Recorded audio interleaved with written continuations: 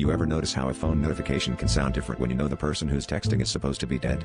I can't shake that feeling, the one that crawled up my spine when my girlfriend's name lit up my screen, days after I watched them lower her casket into the ground.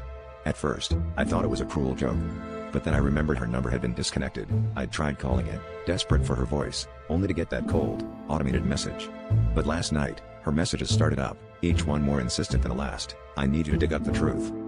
I work the night shift at the old railway yard, so I'm used to the flicker of shadows and the groan of twisted metal. But since her funeral, every shadow seems to stretch a little longer, every echo sounds like her laugh, warped and distant. The texts aren't normal, they come in bursts, full of details only she could know.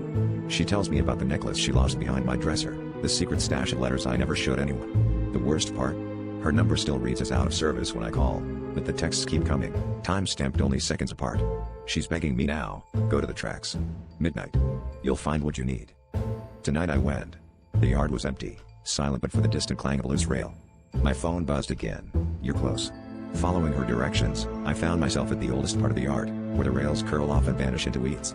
There, buried beneath a loose plank, I found a rusted tin box. Inside were photographs, her, with someone I'd never seen before. The same man who had given the eulogy at her funeral. The same man who, I realized with a jolt, had been in her texts for weeks, threatening her, telling her to keep quiet. My phone buzzed one last time as I stared at the pictures, my hands shaking. The message was short, thank you.